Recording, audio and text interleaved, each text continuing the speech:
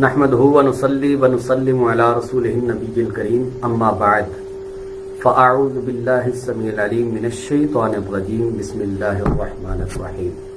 अल्हम्दुलिल्लाह, जामिअतुल मदीना दावत इस्लामी के तहत सालाना इम्तिहानात के बाद मुख्तलिफ़ किस्म के कोर्सेज़ करवाए जाते हैं, जिनमें से दौरा सर्फ़ नहव भी है, दौरा मीरास भी है।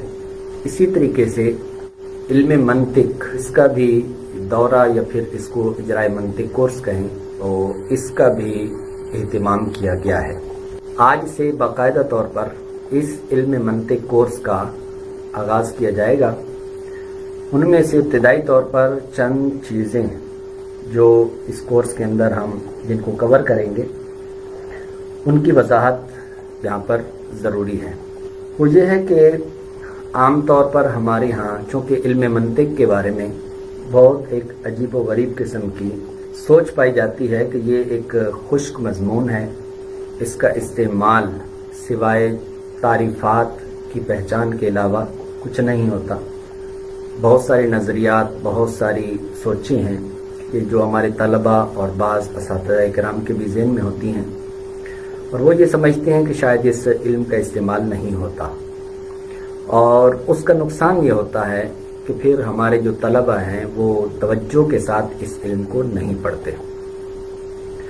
तो इस इल्म की क्या अहमियत है और इसके जानने के क्या फ़वाइद और ना जानने के क्या नुकसानात हैं, और मौजूदा दौर में इल्म मंतिक की ज़रूरत व हाजत क्या है, इंशाअल्लाहुल अज़ीज़ इसको हम बयान करेंगे। लेकिन बुनियादी तौर पर मैं एक दो बातें अर्ज़ करूँगा जो ख़ास इस कोर्स के हवाले से।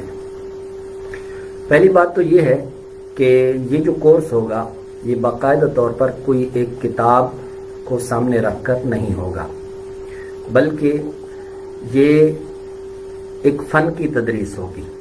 जिस तरह कोई फ़न पढ़ाया जाता है तो उसकी तदरीस होगी, और इसके अंदर भी एक बुनियादी चीज़ वो ये है कि हम इंशाअल्लाहुल अज़ीज़ इस इल्म की उन अभास को ज़िक्र करेंगे कि जो बहुत अहम भी हैं और दिलचस्प भी हैं। इल्म मंतिक बुनियादी तौर पर दो चीज़ों का नाम है, एक है मुअर्रिफ़ और एक है हुज्जत। अब मुअर्रिफ़ यानी जो मालूमात तसव्वुरिया कि जो हमें मजहूल तक पहुँचाएँ, तो वो जो मजहूल होता है उसको हम मुअर्रिफ़ कहते हैं, और हुज्जत यानी मालूमात के तस्दीकिया को जब हम तरतीब देते हैं उसके बाद फिर हमें एक जो नतीजा हासिल होता है तो इसको हम हुज्जत कहते हैं। तो बहरहाल हम इस कोर्स के अंदर हम इंशाअल्लाहुल अज़ीज़ हम हुज्जत को लेंगे। इल्म मंतिक दो चीज़ों का नाम है, एक तसव्वुरात का और एक तस्दीकात का। तो हम इंशाअल्लाह तस्दीकात को लेंगे, यानी कज़िया की बहस से हम इसका आगाज़ करेंगे। फिर दूसरी बात यह है कि इस कोर्स के अंदर हम इब्तिदाई तौर पर कोई भी जब बहस हम शुरू करेंगे, मिसाल के तौर पर हम कज़िये की बहस कर रहे हैं, या इस तरह आगे चलकर हम कज़िये शर्तिया है, हमलिया है, इनकी हम किसी बहस को जब हम लेंगे तो हम उनकी तारीफ़ात और उसकी बुनियादी जो मालूमात हैं उनको ज़िक्र करने के बाद हम ज़्यादा तवज्जो इजरा पर देंगे। यानी हम उर्दू ज़बान के अंदर हम उसका इस्तेमाल कैसे कर सकेंगे, तो इस चीज़ को हम फोकस करेंगे। तो इन चीज़ों को, इन बातों को मद्देनज़र रखकर, जहन में रखकर आपने इस कोर्स के अंदर शमूलियत इख्तियार करनी है। तो सबसे पहली बात वो ये है कि आज के इस लेक्चर के अंदर हम इल्म मंतिक की अहमियत व ज़रूरत का बयान करेंगे। सबसे पहली चीज़ वो ये है कि इल्म मंतिक की जब हम तारीफ़ को देखते हैं तो इसकी तारीफ़ से ही हमें इस इल्म की अहमियत व ज़रूरत का पता चलता है। जैसे यहाँ पर जब हम तारीफ़ की बात करते हैं तो उसके साथ ही एक और चीज़ ये ज़रूरी होती है जिसको हम कहते हैं मौजू और गर्ज़ व गायत। इस पर हम इंशाअल्लाह थोड़ी बहुत गुफ्तगू करेंगे। तो सबसे पहले इल्म मंतिक की तारीफ़। इल्म मंतिक क्या है? अरबी के अंदर इसकी तारीफ़ की जाती है कि हिया आलतुन कानूनियतुन तासिमु मुराआतुहा ज़िहना अनिल ख़ताई फिल फ़िक्री। یعنی ایک ایسا اعلی قانونیہ ہے کہ جس کی رعایت کرنا ذہن کو فکری غلطی سے بچا لیتا ہے۔ یہاں پر ایک فنی لحاظ سے بات عرض کر دوں کہ یہاں جو ترجمہ ہم نے کیا ہے کہ یہ ایک ایسا آلہ ہے، یہ ایک تسامحاً ترجمہ کیا گیا ہے، ورنہ اس کا ترجمہ وہ صرف اتنا ہے کہ اعلی قانونیہ، تو یعنی ہم اس کو تصدیق نہیں پڑھیں گے، بلکہ مورخ چونکہ یہ ہوتی ہے تصورات میں سے یہ ہے، تو اس وجہ سے اس کو ہم بطور تصور کے جو ہے وہ اس کی تعریف کریں گے، کیونکہ تعریف خود ایک تصور کا نام ہے۔ خیر، تو یہاں پر ہم نے کہا کہ یہ ایک اعلی قانونیہ ہے، یعنی ایسا آلہ، یہ ایسا اعلی قانونیہ ہے کہ جس کی رعایت کرنا، یعنی اس اعلی قانونیہ یعنی اس کے جو قوانین ہیں اگر ہم ان کی رعایت کرتے ہیں، رعایت یعنی ان کا خیال رکھتے ہیں، خیال رکھ کر پھر جب ان کو ہم استعمال کرتے ہیں تو استعمال کر کے جب ہم کوئی بھی نتیجہ اخذ کرتے ہیں تو پھر یہ کیا ہوتا ہے، اس کی یہ رعایت یہ ہمیں خطا فی الفکر سے بچا لیتی ہے، یعنی جو فکری ہماری غلطی ہے اس سے یہ ہمیں بچا لیتا ہے۔ تو یہیں سے اس علم کی اہمیت کا پتہ چلتا ہے کہ یہ ایک ایسا آلہ ہے کہ جو ہمیں خطا فی الفکر سے بچاتا ہے۔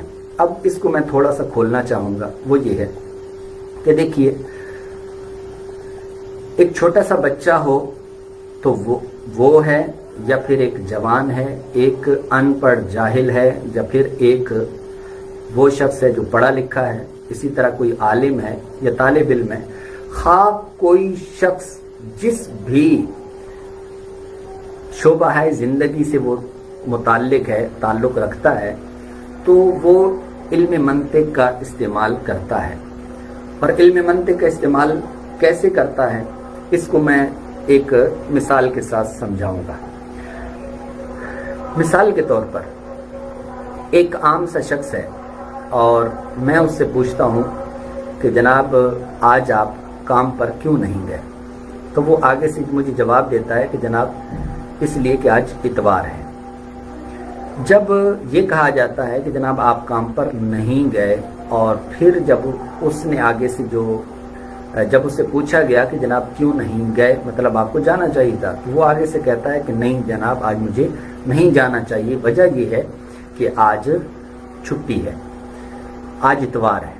اچھا، اب سامنے والا اگر اس سے پوچھے کہ بھئی اتوار اگر آج ہے تو اس میں کیا حرج ہے، تو اب وہ آگے سے جواب دے گا بھئی اتوار کو چھٹی ہوتی ہے۔ اب یہاں پر یہ شخص، چاہے یہ کوئی پڑھا لکھا شخص ہو، چاہے یہ علم سے وابستہ ہو، یا چاہے یہ علم سے وابستہ نہ ہو بلکہ یہ ایک عام سا شخص ہو، تو اس نے بھی یہاں پر علم منطق کو استعمال کیا ہے۔ تو دیکھیے اس شخص نے کیا کیا، استدلال کیا، اس کو ہم بولتے ہیں استدلال کرنا، یعنی ہم کچھ معلومات ایسی ہوتی ہیں کہ جن کو ہم ذکر کرتے ہیں، ذکر کرنے کے بعد پھر اس سے ہم کوئی ایک نتیجہ اخذ کرتے ہیں۔ اب اس شخص نے اس علم کا استعمال کیسے کیا، وہ اس طور پر کیا کہ وہ کہہ رہا ہے کہ آج اتوار ہے، یہ ایک علم اس کو حاصل ہے۔ پھر دوسرا علم اس کو حاصل ہے وہ یہ ہے کہ اتوار کو چھٹی ہوتی ہے۔ یہ دو معلومات لے کر اب وہ کہہ رہا ہے کہ جناب آج چھٹی ہے، یہ نتیجہ اس نے اخذ کیا۔ تو یہ جو نتیجہ اس نے اخذ کیا ہے اسی کو ہم علم منطق کے اندر ہم قیاس کہتے ہیں، اسی کو علم منطق کے اندر ہم حجت کہتے ہیں، اسی کو علم منطق کہتے ہیں۔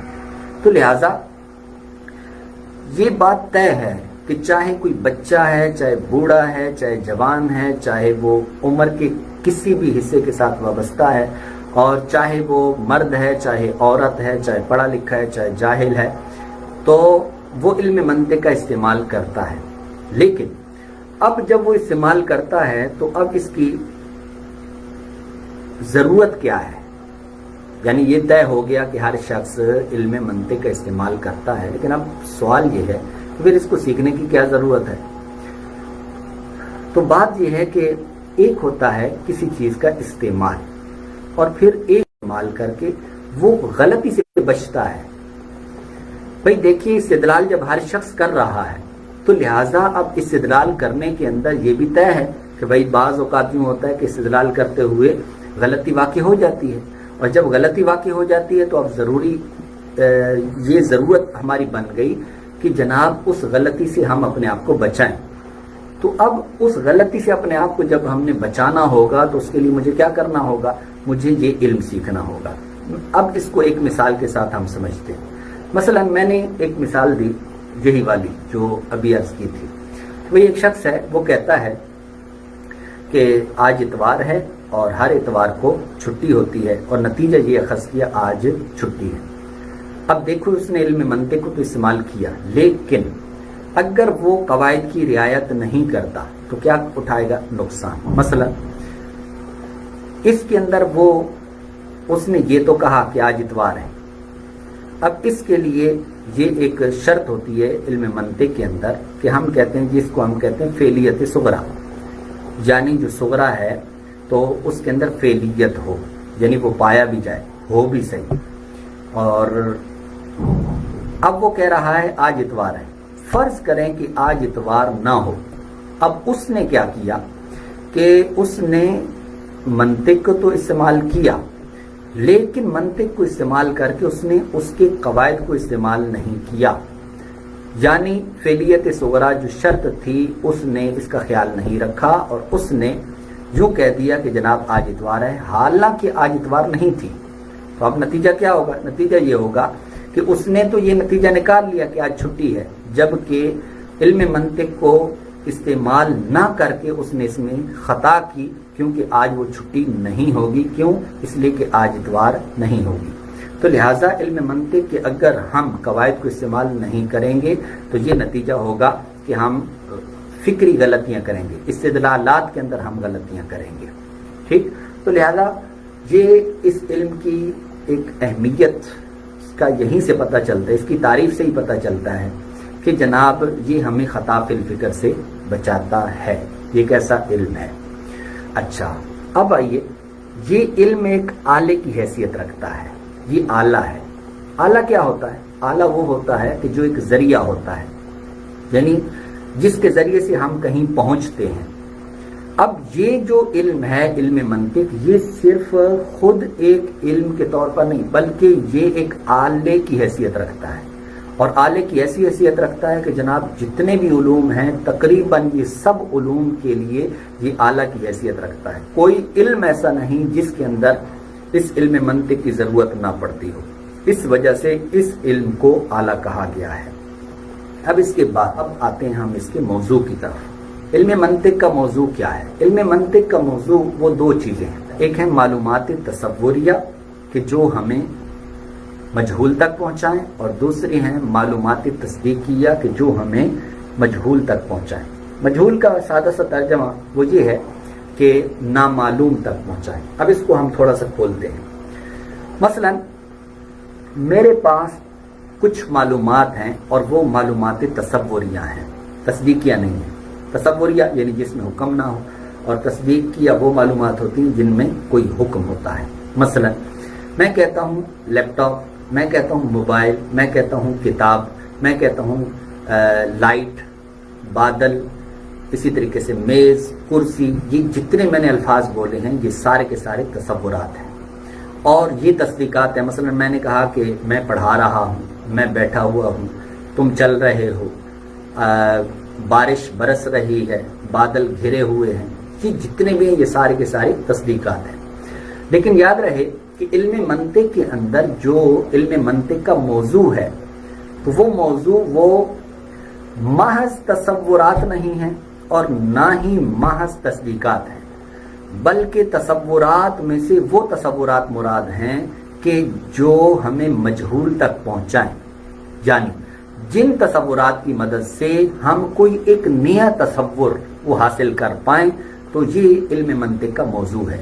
اسی طریقے سے تصدیقات کے اندر بھی وہ تصدیقات ہمارے کام کی ہیں، علم منطق سے متعلق ہیں، کہ جن کو وہ معلومات تصدیقیہ ہمیں ایک نئی تصدیق تک پہنچائیں، جس کو ہم مجہول سے بھی تعبیر کرتے ہیں، نامعلوم سے بھی تعبیر کرتے ہیں۔ اب اس کو دو مثالوں سے سمجھیے۔ ایک تصور کی مثال اور ایک تصدیق کی مثال. مثلا میرے پاس کچھ معلومات تصوریہ ہیں.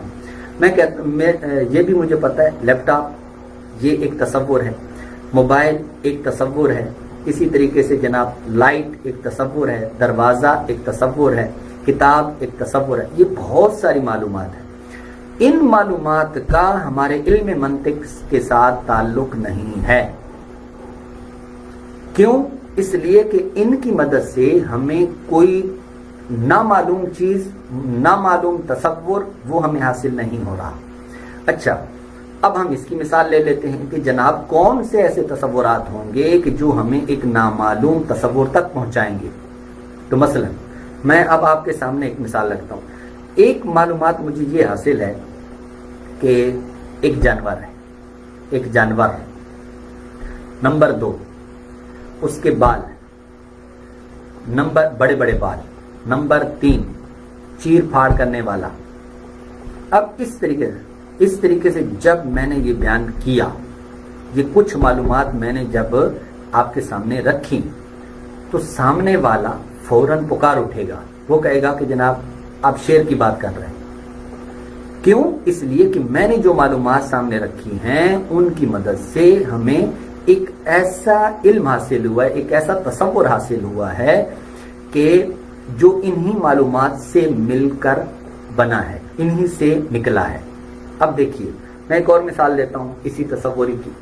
مثلا ایک گول جسم ہے، دیوار پر لٹکا ہوا ہے، دیوار پر ہے. اچھا، گول جسم، اسی طریقے سے اس میں نمبرنگ، اس میں 3 سوئیوں کا ہونا. جیسے ہی میں نے یہ کہا فوراً آپ کے ذہن میں آئے گا جناب آپ وال کلاک کی بات کر رہے ہیں، آپ دیوار والی گھڑی کی بات کر رہے ہیں. لہذا جو میں نے معلومات دیں جناب، ایک گول جسم کا ہونا، پھر اس کے اندر نمبرنگ کا ہونا، پھر اس کے اندر جناب سوئیوں کا ہونا، یہ ان معلومات کی بنیاد پر ایک نئی چیز ہمیں پتہ چلی جس کو ہم کہتے ہیں گھڑی. تو لہذا یہ ہے جو نئی چیز ہمیں پتہ چلی ہے، اس کو ہم کہتے ہیں معرف کہتے ہیں. اور پیچھے جو معرف کہتے ہیں، اور جو پیچھے جو معلومات ہیں ان کو ہم معرف کہتے ہیں. آپ تعریف بھی اسی کو کہہ سکتے ہیں. لہذا ہماری علم منطق کے اندر 2 چیزیں ہوتی ہیں، موضوع 2 چیزیں ہوتی ہیں. ایک ہے معلومات تصوریہ کہ جو مجہول تک پہنچائے، اور معلومات تصدیقیہ کہ جو مجہول تک پہنچائے. معلومات تصوریہ کہ جو مجہول تک پہنچائیں، ان کی میں 2 مثالیں پیش کر چکا ہوں. اب اس طرف بڑھتے ہیں کہ معلومات تصدیقیہ کہ جو ہمیں مجہول تک پہنچائیں. اب وہ کون سی ہیں؟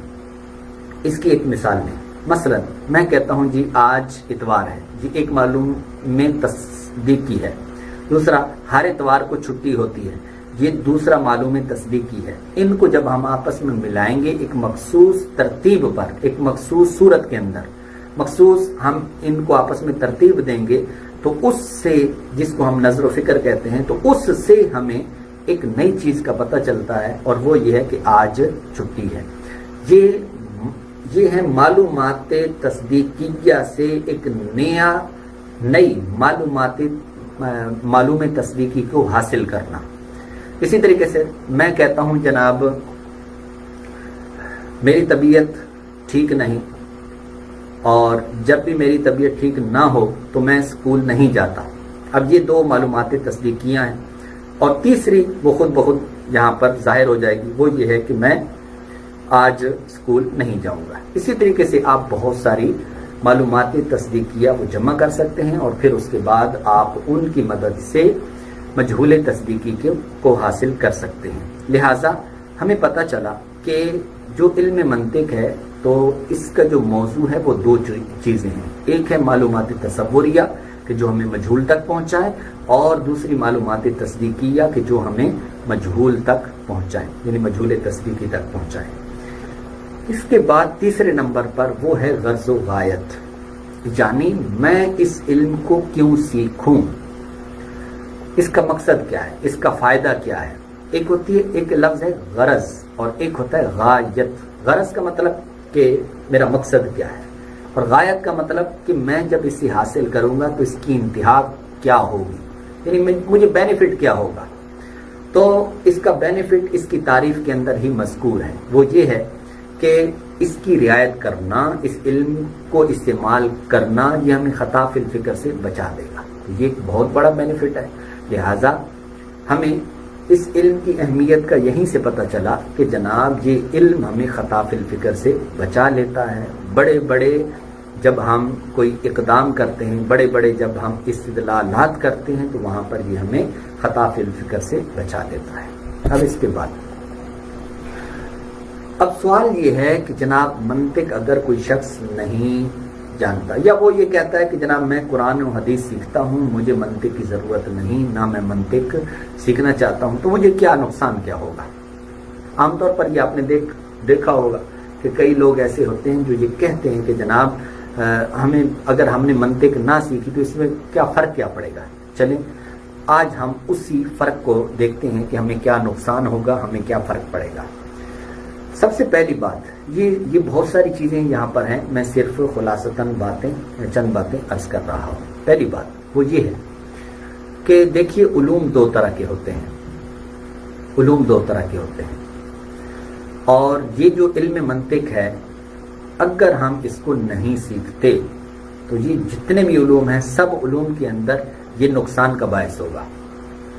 اور جو علوم ہیں ہمارے پاس کہ جن کے اندر ہم علم منطق کو استعمال کرتے ہیں وہ دو طرح کے ہیں.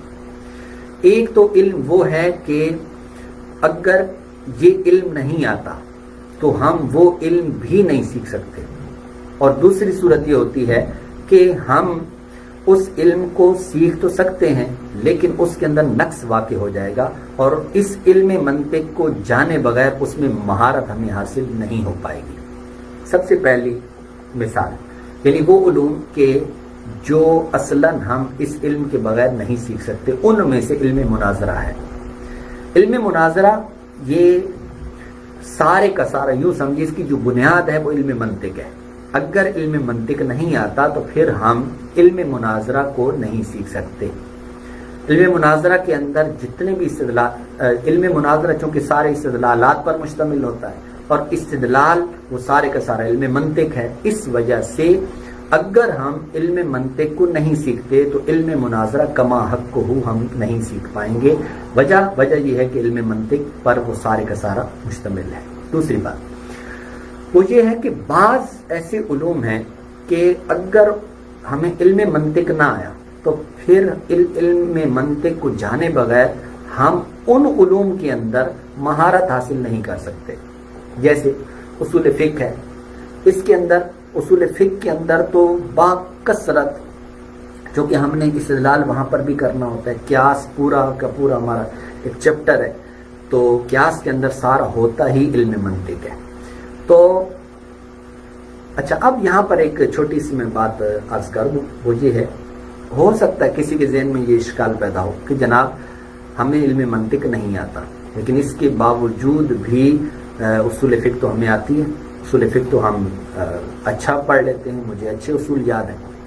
یاد رہے کہ بعض اوقات ایسا ہوتا ہے کہ ہم یہ سمجھتے ہیں کہ مجھے علم منطق نہیں آتا لیکن اس کے باوجود میں علم فقہ یا جو اس سے متعلق علوم ہیں ان کے اندر میں مہارت رکھتا ہوں. یہ بعض اوقات ذہن میں یہ بات آتی ہے. اس کی دیکھیں دو صورتیں ہوتی ہیں. ایک صورت یہ ہوتی ہے کہ بعض اوقات انجانے کے اندر یعنی بندے کو پتہ نہیں ہوتا لیکن اس کے باوجود بھی وہ منطق کو استعمال کر رہا ہوتا ہے. تو ایسا کوئی شخص نہیں ہے کہ جو علم منطق کو استعمال نہ کرتا ہو، استعمال وہ کر رہا ہوتا ہے. ہاں البتہ بات یہ ہے کہ اگر ہم اس کو اچھے طریقے سے جب ہم سمجھ اور پڑھ لیتے ہیں اور اس کا استعمال، اس کے قواعد کا جب استعمال کرنا شروع کر دیتے ہیں تو پھر جو سمجھیے سونے پہ سہاگا ہو جاتا ہے اور پھر مہارت ایک اچھی قسم کی حاصل ہو جاتی ہے. تو لہٰذا اب یہ ہم سمجھتے ہیں کہ جناب ہمیں علم میں منطق نہیں آتا، اس کے باوجود ہمیں فلاں علم کے اندر مہارت حاصل ہے. تو ایسا ہو سکتا ہے کہ جناب وہ علم منطق بظاہر وہ یہ سمجھ رہا ہو مجھے نہیں علم منطق میں نہیں جانتا لیکن اس کے بارے میں کچھ نہ کچھ وہ ضرور جانتا ہوتا ہے. اچھا دوسری صورت وہ یہ بنتی ہے کہ مہارت پھر وہ ہمارے تئیں مہارت ہوگی. ایسا بھی ہوتا ہے کہ بعض اوقات ہم یہ سمجھتے ہیں کہ ہم اس علم کے اندر مہارت رکھتے ہیں، جبکہ حقیقت یہ ہوتی ہے کہ ہم اس علم کے اندر مہارت نہیں رکھتے ہوتے۔ بہرحال بعض ایسی علوم ہیں، مثلا علم فقہ ہے، علم فقہ کے اندر ایک کتاب ہے، بڑی معروف کتاب ہے اور بڑی دقیق کتاب ہے، جس کو جو مسلم الثبوت کے نام سے ہے۔ تو اس علم کے اندر، اس کے اندر جو مقالہ اولا ہے وہ سارے کا سارا علم منطق پر مشتمل ہے۔ اسی طریقے سے اور بھی علم فقہ کی کئی کتابیں ہیں کہ جن کے اندر باقاعدہ طور پر شروع کے اندر علم منطق کو سکھایا جاتا ہے۔ اسی طریقے سے علم کلام بھی علم منطق پر مشتمل ہے۔ اسی طرح فلسفہ وغیرہ، اس طرح کے جتنے علوم ہیں تو یہ سارے کے سارے ان کے اندر علم منطق کا استعمال ہوتا ہے۔ اب اس کے بعد ایک اور چیز وہ یہ ہے کہ ایک ہے کسی علم کی بنیادی باتوں کو جاننا، اور ایک ہوتا ہے کہ اس کی علم کے اندر آگے بڑھ کر اس کو استعمال کرنا۔ اعلیٰ حضرت رحمۃ اللہ علیہ وہ ہستی ہیں کہ جو بلا مبالغہ کئی علوم پر وہ دسترس رکھتے تھے، بلکہ کئی علوم کے تو آپ مجدد ہیں، آپ نے تجدید فرمائی ہے کئی ایسے علوم ہیں۔ بہرحال اعلیٰ حضرت رحمۃ اللہ علیہ اس علم کو باکثرت استعمال کرتے ہیں۔ آپ فتاوی رضویہ شریف پڑھیں اور علم منطق آپ کو آتا ہو تو پھر اس کے بعد جب آپ اعلیٰ حضرت کو پڑھیں گے تو آپ کہیں گے کہ جناب اعلیٰ حضرت ہوں اور علم منطق ایک ایک جملے کے اندر استعمال نہ کریں، یہ نہیں ہو سکتا۔ تو اس لیے اعلیٰ حضرت رحمۃ اللہ علیہ کی عبارات کو اگر کما حق کو ہم سمجھنا چاہتے ہیں تو پھر اس علم کو سمجھنا اور اس کو جاننا ضروری ہے۔ اگر نہیں جانیں گے تو یہ بہت بڑا نقصان ہوگا۔ یہاں پر ایک اور بات میں ایڈ کرنا چاہوں گا، وہ یہ ہے کہ دیکھیے یہ وہ علم ہے کہ جو ہمارے علماء، ہمارے اسلاف اخلاف، جو بڑے بڑے آئمہ گزرے ہیں ان فنون کے امام، چاہے آپ فقہ کے امام کہیں یا دیگر علوم کے امام گزرے ہیں، یہ بات طے ہے کہ وہ اس علم کو جانتے تھے اور اس کا استعمال بھی کرتے تھے۔ اب جیسے آپ ہدایہ کو دیکھیں تو ہدایہ کے اندر جگہ جگہ پر استدلالات ہوتے ہیں، تو ہدایہ میں جب استدلالات ہوتے ہیں اور وہاں پر منطق کا عام استعمال ہوتا ہے۔ دیکھیے بات یہ ہے کہ یہ بات جب طے ہے کہ وہ جو آئمہ گزرے ہیں وہ ان علوم کو جانتے تھے، وہ علم منطق جانتے تھے۔ جب علم منطق جانتے تھے تو اس کا مطلب یہ ہوا کہ انہوں نے جب کتابیں لکھی تو کتابیں لکھنے کے اندر انہوں نے علم منطق کو استعمال کیا۔ تو اب اگر لکھنے والا وہ جس نہج پر کتاب لکھ رہا ہے یا عبارت لکھ رہا ہے، اگر پڑھنے والا اس نہج کو اختیار کیے بغیر اس کو سمجھنے کی کوشش کرے گا تو میں یہ کہہ سکتا ہوں کہ اس کو سمجھنے کے اندر، میں یہ تو نہیں کہتا بالکل نہیں سمجھ پائے گا، لیکن اتنا ضرور ہوگا کہ اس نے وہ منہج اختیار نہیں کیا کہ جو مصنف کا تھا، جو مصنف چاہتے تھے۔ مصنف نے جس کو بنیاد بنا کر جس منہج کو اختیار کیا ہے، ہم اس کے مطابق اس کو نہیں پڑھ رہے، جس کی وجہ سے جس طرح ہمیں وہ عبارت سمجھنی چاہیے تھی اس طرح ہم اس عبارت کو نہیں سمجھ پاتے۔ اب اس کے بعد یہاں تک تو ہم نے علم منطق کے بارے میں کچھ اس کے نقصانات اور اسی کے ساتھ ہی میں نے فوائد کو بھی کور کیا ہے۔ اور اب ایک بات وہ یہ ہے کہ موجودہ دور میں اس علم منطق کی کیا ضرورت ہے، اگر یہ ہمیں نہیں آتا تو اس سے کیا نقصانات ہوں گے۔ دیکھیے میں آپ کو ایک بات عرض کروں، ہمارے ہاں علم منطق کا استعمال اتنا بڑھ چکا ہے، چاہے آپ سوشل میڈیا کو لے لیں یا اس کے علاوہ میڈیا کو لے لیں، ہر جگہ پر علم منطق کا عام استعمال ہو رہا ہوتا ہے۔ پھر اسی طریقے سے یہ موجودہ دور کے جو سیکولر ہیں اور اسی طرح لبرل ہیں، تو یہ لوگ بھی اس علم کو بہت زیادہ استعمال کرتے ہیں۔ تو لہٰذا اب ضرورت اس امر کی ہے کہ ہم اس علم کو سمجھیں، سیکھیں، سمجھیں اور پھر اس کے بعد اس کو استعمال کریں۔ اس علم کا استعمال ہر جگہ پر جس طرح میں نے عرض کیا ہوتا ہے، تو اگر ہم اس علم کو جانیں گے تو پھر جو موجودہ دور کے اعتراضات ہیں، اسلام پر اعتراضات ہیں، اسی طریقے سے اس کے علاوہ کئی مقامات پر اس علم کی بہت زیادہ ضرورت پڑتی ہے۔ اللہ تعالی ہمیں علم کے اندر رسوخ عطا فرمائے، یہ علم اعلیٰ ہے اور اس کو اعلیٰ کی حد تک رکھنے کی توفیق دے، اور جو علم عالی ہے یعنی قرآن و حدیث، اللہ تعالی ہمیں ان کا حقیقی فہم عطا فرمائے۔ آمین بجاہ نبی الامین صلی اللہ علیہ وسلم۔